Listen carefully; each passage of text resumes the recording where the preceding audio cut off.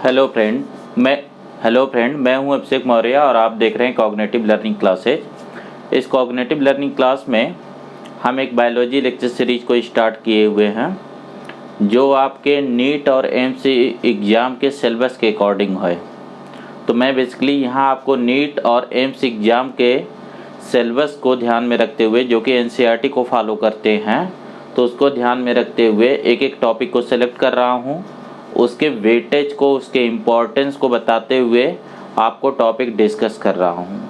तो मेरा यहाँ मोटो यही है कि आपको उस लेवल की बायोलॉजी समझ में आ जाए जितने की ज़रूरत होती है नीट के क्वेश्चन को सॉल्व करने के लिए, ताकि आप एग्ज़ाम में क्वालिफाई हो सके और आपको इस सब्जेक्ट पर्टिकुलर में इसमें पढ़ने में एक इंटरेस्ट डेवलप हो, जिससे आपको ये एक मगिंग का साइंस न लग के एक कॉन्सेप्ट का साइंस लगे और आपको इसमें इंटरेस्ट फील हो।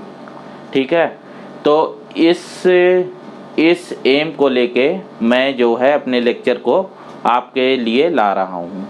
अभी जो है मेरे पास एक डिमांड आई, कुछ एस्पिरेंट ये चाह रहे हैं कि आपके जो 12th क्लास की एनसीईआरटी है उसमें जो है एक टॉपिक आता है ह्यूमन हेल्थ डिजीज, उस पे जो है वीडियो लेक्चर आप चाह रहे थे। तो कोई बात नहीं, मैं आज जो है आपको ह्यूमन हेल्थ डिजीज के बारे में बता दे रहा हूँ। ये बड़ा मज़ेदार टॉपिक है, इसके वेटेज क्या है, इम्पोर्टेंस क्या है, ये थोड़ा हम समझ लेते हैं। जैसे पहले मैं आपको बता दूं कि जो आपकी 12th क्लास की एनसीईआरटी है, देखिए 12th क्लास का जो एनसीईआरटी है तो इसमें भी आपकी जो यूनिट्स हैं, पहली यूनिट है रिप्रोडक्शन की। ठीक है, रिप्रोडक्शन से आपसे 10 क्वेश्चन पूछे जाते हैं। दूसरी जो यूनिट है ये जेनेटिक्स की, और जेनेटिक्स और एवोल्यूशन की 10 क्वेश्चन पूछे जाते हैं। तीसरी जो यूनिट है वो आपकी है, जो तीसरी यूनिट है वो आपकी इकोलॉजी की, और यहाँ इकोलॉजी से भी 10 क्वेश्चन पूछे जाते हैं। तो ये टोटल हो गए 30 क्वेश्चन।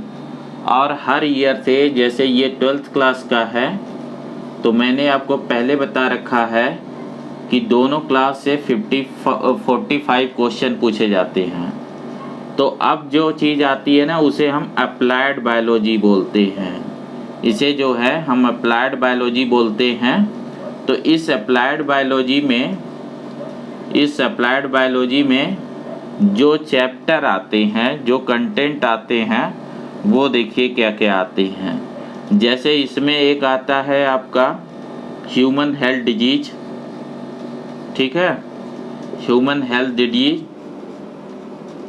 ठीक है, दूसरा जो आता है इन्हेंसमेंट ऑफ फूड प्रोडक्शन। ठीक है, फूड प्रोडक्शन से रिलेटेड। तीसरा आता microbe in human welfare, microbiology, applied microbiology.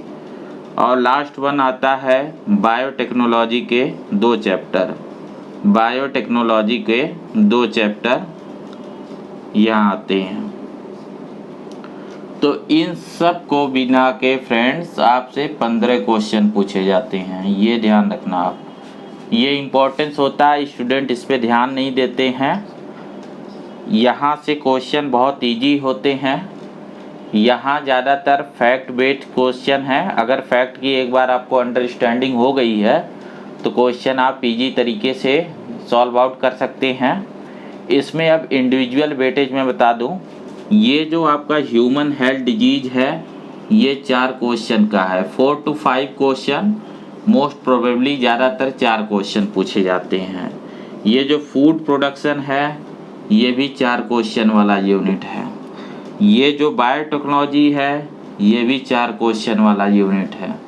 ठीक है, ये तीनों से 4-4 क्वेश्चन पूछे जाते हैं। ये कितने हो गए? 12 क्वेश्चन। ये जो माइक्रोब्स वाला है इससे 3 क्वेश्चन मैक्सिमम पूछे जाते हैं। तो ये मार्क का डिस्ट्रीब्यूशन है। तो आप इतना जान लीजिए कि हर एक पर्टिकुलर चैप्टर से कितने क्वेश्चन पूछे जाते हैं। आज का हम जो टॉपिक ले रहे हैं वो ले रहे हैं ह्यूमन हेल्थ डिजीज। तो इसके बारे में हम डिटेल करेंगे। मेरे ख्याल से अब आप समझ गए होंगे कि कि इस चैप्टर का आपके एग्ज़ाम में इम्पोर्टेंस क्या है।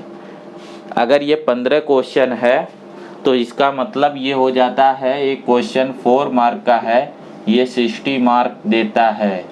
ये बड़ा इम्पोर्टेंट हो जाता है। जब आप 60 मार्क बोलते हैं ना तो इसमें तो काउंसलिंग स्टार्ट होके बंद हो जाती है। रैंक फर्स्ट और रैंक लास्ट का जो मार्क डिफरेंस होता है वो करीब इतना होता है। ठीक है, तो ये ध्यान रखिए कि इतने मार्क्स को आप गेन कर सकते हैं बहुत आसानी से। सिर्फ अगर बायोलॉजी में देखें तो बायोलॉजी में आपके 360 मार्क होते हैं, तो सोच लीजिए कि 60 मार्क अगर आप नहीं गेन कर पाएंगे तो आप 300 पे सिमट जाएंगे। ठीक है, ऐसे ही इसी वजह से हर सेक्शन को जैसे आपको छोटी छोटी चीज़ें जुटानी पड़ेगी।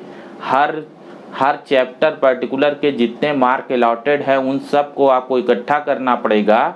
जैसे आप पिग्गी बैंक गोलक में जैसे पैसे को इकट्ठा करते हैं ना, एक एक रुपये, ऐसे आपको एक एक क्वेश्चन एक एक मार्क को इकट्ठा करना पड़ेगा। तब लास्ट में कहीं जाके आपके पास पूरे जो है नीट को क्वालिफाई करने लायक जो है स्कोर बन पाता है। तो इसी वजह से इसमें थोड़ा पेशेंस रखना चाहिए, एक स्ट्रेटजी होनी चाहिए, प्रोफेशनल गाइडेंस होना चाहिए और मेंटरशिप होना चाहिए। स्टूडेंट के पॉइंट ऑफ व्यू से डेडिकेशन होना चाहिए, रेगुलरिटी होनी चाहिए और एक एम्बिशन भी होना चाहिए कि मुझे ये बनना है, इंस्पिरेशन होनी चाहिए। ये सब चीज़ें जब मिलती हैं तब जाके कोई एग्ज़ाम को क्वालिफाई कर पाता है। अगर आपके प्रिपरेशन में ये सारे कंपोनेंट नहीं होते हैं तो फिर आप जो है सक्सेस नहीं हो पाते हो और आप कभी उसको बैठ के थिंकिंग नहीं करते, आपने आपको सेल्फ इवेल्युएट नहीं करते, क्रिटिसाइज नहीं करते कि गलती कहाँ से हो गई, और न तो आपके पास कोई गाइडेंस है जो आपको बताता है। इन्हीं सब कमियों को दूर करने के लिए फ्रेंड्स मैंने ये YouTube लेक्चर को क्रिएट किया है, जिसमें मैं स्टूडेंट के इन सारे प्रॉब्लम को, इन सारे इशू को जिसको ज़्यादातर टीचर प्रोफेशनल डिस्कस नहीं करते हैं, वो सिर्फ सब्जेक्ट की इन्फॉर्मेशन प्रोवाइड कराई और काम जो है ओके हो गया, उसके आगे डिस्कशन नहीं होता है। इससे आपको मोटिवेशन भी मिलता है, आपकी जर्नी इजी हो जाती है, आपको समझ में आता है मेरा ट्रैक कहाँ, मुझे जाना कहाँ है, करना क्या है, कैसे चीज़ों को समझना है। जितना बेहतर आप इन चीज़ों को समझेंगे ना उतना ही बेहतर आपको कॉन्फिडेंस आता जाएगा। तो ऐसे ही मोटिवेशन और गाइडेंस, प्रोफेशनल गाइडेंस के लिए मैं ये YouTube लेक्चर को क्रिएट करता हूँ। अगर आपको ये लेक्चर पसंद आते हैं तो इसे ज़्यादा से ज़्यादा लोगों में सर्कुलेट करिए ताकि मेरी मेहनत रंग लाए।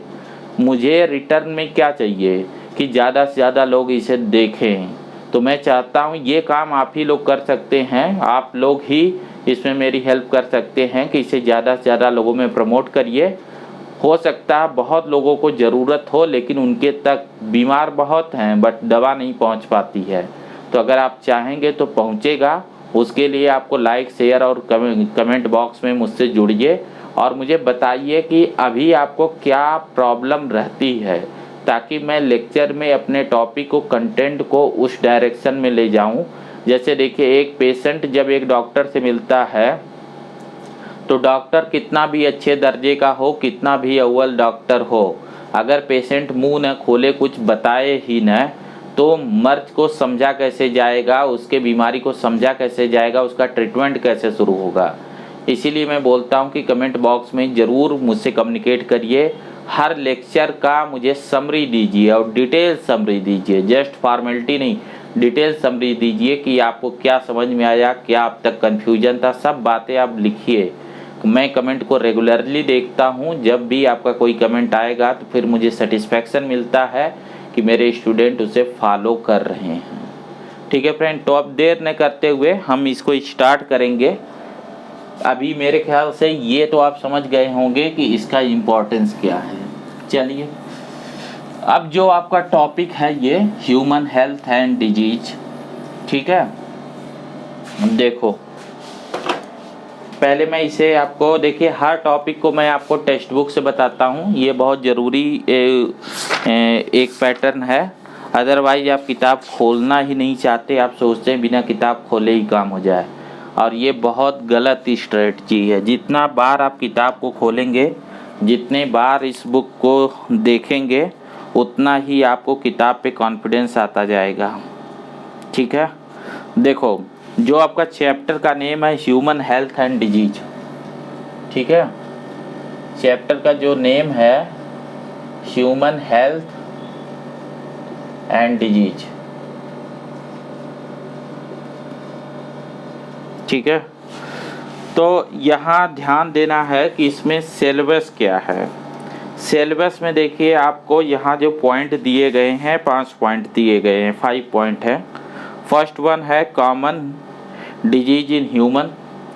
यहाँ पे स्टूडेंट सबसे ज़्यादा जो है, सबसे ज़्यादा मिसगाइडेड होते हैं। वो डिजीज को ऐसे पढ़ते हैं कि जैसे आज वो डॉक्टर बन गए हों। आपको कई सारे टेक्स्ट बुक और कई सारे टेस्ट सीरीज यहाँ मिसगाइडेड करती है। आपको डिजीज का बहुत ब्रीफ नॉलेज चाहिए। आप जस्ट एंट्रेंस टेस्ट में बैठ रहे हैं, अभी आपने कोई मेडिकल क्वालिफिकेशन नहीं है, ठीक है, तो आप इसके पीछे बहुत टाइम नहीं वेस्ट करेंगे। देखो एंट्रेंस के लिए या एग्ज़ाम के लिए प्रिपरेशन में पढ़ने का जो खास पैटर्न है वो क्या है, जितना एग्ज़ाम डिमांड करता है उससे कम तो पढ़ेंगे नहीं और ज़्यादा भी नहीं पढ़ेंगे। तो आपको हमेशा ये ध्यान रखना है कि जब वो चीज़ एक्स्ट्रा हो जाती है तो नहीं पढ़ना। इसीलिए मैं टेक्स्ट बुक को रेफ़र करता हूँ कि जब आप टेक्स्ट बुक में देखिए, अगर वो डेटा इन्फॉर्मेशन प्रेजेंट है तो उसको ज़रूर पढ़िए, उसे आप जानिए, उसे छोड़िए मत। और जो इसमें नहीं प्रेजेंट है उसको जानिए मत, क्योंकि ऑलरेडी इसमें इतनी इन्फॉर्मेशन है कि उसको ही आप संभाल ले जाएं बहुत है, ठीक है। नेक्स्ट वन देखिए, इसमें मेंशन है इम्यूनिटी। इम्यूनिटी का जो टॉपिक है इम्यून सिस्टम का, ये टॉपिक से बड़े अच्छे क्वेश्चंस बनते हैं, डिटेल में हम देखेंगे। फिर आपको जो हमारे हेल्थ के 2 चैलेंज है, एड्स और कैंसर के बारे में मेंशन किया गया है। और लास्ट वन एक जो है मेंशन किया गया है ड्रग एल्कोहल एब्यूज, ठीक है, ड्रग और एल्कोहल एब्यूज। हर साल ड्रग और एल्कोहल एब्यूज से एक क्वेश्चन आता है। जो आपसे मैंने बोला इस 4 चैप्टर से, इस चारों में से कोई न कोई क्वेश्चन आएगा। तो एक बात जान लो, ये 4 टॉपिक क्या हैं। एक कॉमन डिजीज इन ह्यूमन से एक क्वेश्चन हर साल पूछा जाएगा, वो पूछा ही जाएगा। इम्यूनिटी से एक क्वेश्चन आएगा, ड्रग और एल्कोहल से एक क्वेश्चन आता है, और एड्स और कैंसर से भी क्वेश्चन आ सकता है। तभी मैंने बोला था कभी कभी इससे 5 हो जाएंगे, तो माइक्रोब से हो सकता 2 ही हों, ठीक है। तो 4 to 5 का रेशियो रहता है। तो अब सवाल है क्या इसमें कौन सा टॉपिक पढ़ना, कौन सा छोड़ना कोई नहीं होता है। जब आप एनसीईआरटी को अपने स्टडी के लिए रेफरेंस बुक मान रहे हैं तो आपको पूरा ही पढ़ना होता है। ये ऑलरेडी काफ़ी जो है टू द पॉइंट लिखी गई है, इससे कम नहीं करना है। तो इसमें हम सबसे पहली बात पे आते हैं। सबसे पहले आपको यहाँ मेंशन किया गया है, इस पे आते हैं। जैसे जो आपका टॉपिक है इसको थोड़ा सा हम देख लेते हैं। 1 मिनट प्लीज।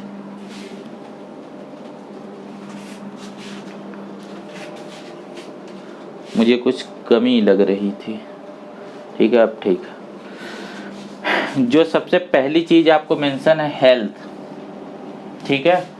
तो यहाँ देखिए हेल्थ को डिफाइन करने के लिए ना इसमें जैसे अप्रोच बताई गई है। जैसे बहुत पहले के समय से, जैसे कोई भी साइंस में कोई भी चीज़ आती है तो हम देखते हैं, जो आज आप जो मेडिकल साइंस पढ़ रहे हैं, जो बायोलॉजी पढ़ रहे हैं, इन सब का डेवलपमेंट यूरोपियन कंट्री में हुआ, वेस्ट कंट्री में हुआ है, वेस्टर्न कंट्री में हुआ है।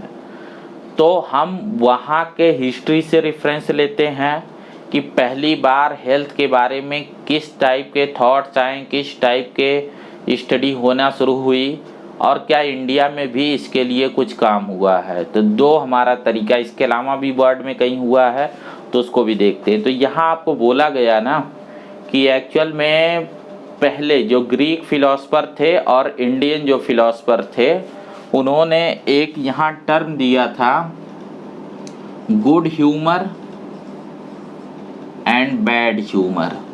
ठीक है, ह्यूमर्स का मतलब यहाँ पे ना, ह्यूमर्स का मतलब यहाँ पे फ्लूइड है। मतलब इसे आप समझिए कि ये एक बॉडी फ्लूइड्स की बात कर रहे हैं।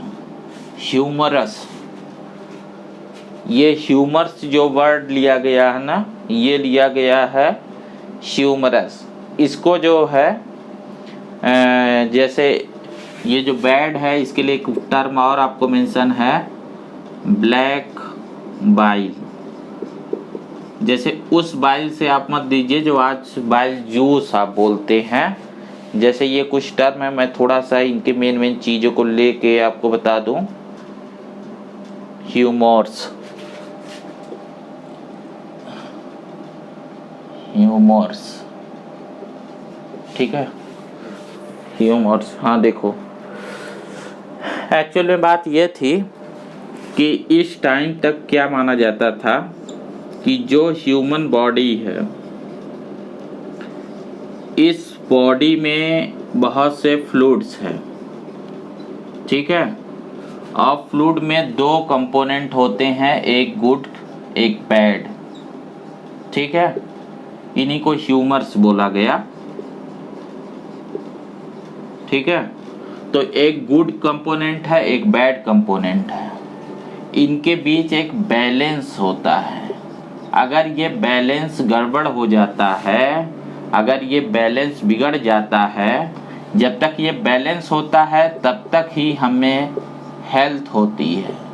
अगर ये गड़बड़ हो गया तो हेल्थ से हम डिजीज की कंडीशन में हो जाते हैं। डिजीज का मतलब क्या होता है? डिसईज। जो आपका ईज है, जो आपका कंफर्ट है, वो डिस्टर्ब हो गया तो उसको हम बोलते हैं डिजीज। ठीक है, जो रूट जो टर्म आया, ठीक है, तो वो कैसे आया कि जब गुड और बैड ह्यूमर का कॉम्बिनेशन गड़बड़ हो गया। हमारे यहाँ आयुर्वेदा मेडिसिन सिस्टम था, इसमें इसको बोला जाता था कफ पित्त वात। ठीक है, 3 तरीके के माने जाते थे ह्यूमर्स हैं। तो बहुत से रोग होते हैं जो वात विकार के कारण होते हैं। वात विकार में जैसे आपने सुना होगा गठिया रोग, अर्थराइटिस। ऐसे ही कफ विकार की वजह से कुछ चीज़ होते हैं, जैसे अस्थमा रोग, अस्थमा भी आप बोलते हैं। ठीक है, तो इस तरीके से माना जाता था कोई डिजीज इनके वजह से होती है। लेकिन ये सब बातें नॉन साइंटिफिक थी। पहली बार जो साइंटिफिक चीज़ आए, जैसे यहाँ फीवर के लिए बताया जाता था कि बैड ह्यूमर, जिसे ब्लैक बाइल, इसकी क्वांटिटी बढ़ने की वजह से किसी को फीवर आता है। ठीक है, और कुछ लोगों में ये ब्लैक बाइल ज़्यादा ही होती है तो उनमें फीवर हमेशा रहता है, और कुछ में कम रहती है तो वो शांत रहते हैं। ये सब एक रिफ्लेक्टिव आइडिया था कि जैसे फिलोसफर ने ना अपना टेम्पररी एक बना रखा था, तब तक साइंस नहीं आई थी। जो मॉडर्न बायोलॉजी में जो फिजियोलॉजी की साइंस है वो आई है विलियम हार्वे से। विलियम हार्वे ने सबसे पहले सर्कुलेटरी सिस्टम की खोज की, सर्कुलेशन को बताया कि कैसे हमारे बॉडी में ब्लड एक फ्लूइड है जिसका सर्कुलेशन होता है, और इस फ्लूइड से का क्या इम्पोर्टेंस है, तब हम धीरे धीरे समझ पाए। फिर हमारे पास थर्मामीटर आया जिससे हम टेम्परेचर को समझ पाएँ, तो हमने देखा हर इंसान का टेम्परेचर एक होता है। तो बैड और गुड ह्यूमर या ब्लैक बाइल, ये वाइट बाइल, ये सब कॉन्सेप्ट जो है टेम्पररी थे। ठीक है, अब देखो कि एक्चुअल में हेल्थ को फिर से अलग तरीके से डिफाइन किया गया मॉडर्न मेडिसिन में। आपके बुक में ये डेफिनेशन एक और जगह दी हुई है, तो जब आप पढ़ना जनरली इस बात को आप डिस्कस नहीं करते हैं और तुरंत ही आप जो है मेन टॉपिक पे जंप कर जाते हैं, तो इससे आपको आता नहीं। एक और चैप्टर है जो आपसे काफ़ी पूछा जाता है जबकि आपकी प्रिपरेशन उसके अकॉर्डिंग नहीं होती है, ये रिप्रोडक्शन का लास्ट वाला चैप्टर है, रिप्रोडक्टिव हेल्थ। यहाँ पे भी हेल्थ को डिफाइन किया गया है, और इसमें जो डिफिनीशन दी गई है, ये डिफिनीशन बड़ी इम्पोर्टेंट इस वजह से है कि ये डिफिनीशन WHO ने दी है। WHO क्या है? World health organisation, world health organisation intergovernmental organisation है, मतलब दुनिया के कई सारे गवर्नमेंट इसे मिलके चलाते हैं। यहाँ जो ऑफिशियली जो डिफिनीशन रखी जाती है वो जो है हर देश इसको मानता है, हर कंट्री इसको मानता है, ये साइंटिफिक माना जाता है और ये मोस्ट अप टू डेट माना जाता है। तो इसमें देखिए मेंशन क्या किया गया है कि एक्चुअल में हेल्थ क्या होता है। तो यहाँ जो आपको मेंशन किया गया है ये रिप्रोडक्टिव हेल्थ मेंशन किया गया है, जिसमें आपको मेंशन किया गया फिजिकल, इमोशनल, बिहेवियरल और सोशल एस्पेक्ट होते हैं हेल्थ के। ठीक इसी लाइन ऑफ आर्गूमेंट में जब आपको हेल्थ की डिफिनीशन मॉडर्न बायोलॉजी में दी गई है, मॉडर्न सिस्टम में दी गई है, तो यहाँ हेल्थ को जब डिफाइन किया जाता है तो इसके तीन जो है ये पेज नंबर 146 पे मेंशन किया गया है। यहाँ पे इसके तीन जो है एस्पेक्ट मेंशन किए गए हैं। ठीक है, जैसे पुराने समय में ये होता था, इसे सुनिए, जो मैं अभी बोल रहा हूँ ना इसे बोर ना होइए, इसे सुनिए, इससे बेहतर तरीका नहीं है इसको पढ़ाने का। इसे अगर आप सुनेंगे नहीं तो आप इन लाइनों को पढ़ेंगे नहीं और कभी कभी इससे ही क्वेश्चन पूछा जाता है। आपको ध्यान रखना कि एनसीईआरटी की हर लाइन क्वेश्चन बन सकती है, तो आपको मिस किसी को नहीं करना है। तो मैं ये देखना चाह रहा था ना इस बुक में दरअसल कि अभी जो आपकी मॉडर्न डिफिनीशन जो ये कर रहे हैं वो उसमें वो क्या ले रहे हैं रेफरेंस। तो यहाँ जो ये रेफरेंस ले रहे हैं, जैसे पहले ये माना जाता था उसके बाद कि हेल्थ का मतलब ये है कि अगर किसी को डिजीज नहीं है तो वो हेल्थी है, लेकिन अब ऐसा नहीं माना जाता है। अब जो कॉन्सेप्ट है हेल्थ के लिए वो देखो क्या है।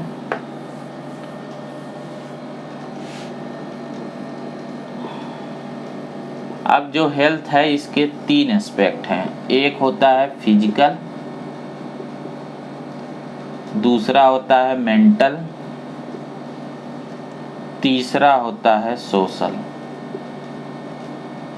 ठीक है, जो आपकी बुक में मेंशन है page number 146 paragraph number 1 line number 3, यहाँ पे आपको मेंशन किया गया it could be defined as state of complete physical, mental and social well being. ठीक है, मैं इसको और डिटेल में आपको समझाता हूँ। देखो इसका मीनिंग क्या है। पहले जो हम हेल्थ को डिफाइन करते थे वो फिजिकल हेल्थ के रेफरेंस में ही करते थे। मेंटल और सोशल जो हेल्थ है इसको हम कंसीडर नहीं करते थे, लेकिन जब ब्रॉड वे में डेफिनीशन को क्रिएट की गई तो डेफिनीशन में इन तीनों चीज़ों को रखा गया कि हेल्थ में ये तीनों चीज़ें इंक्लूड की जाती हैं। ठीक है, मैं नेक्स्ट में आपको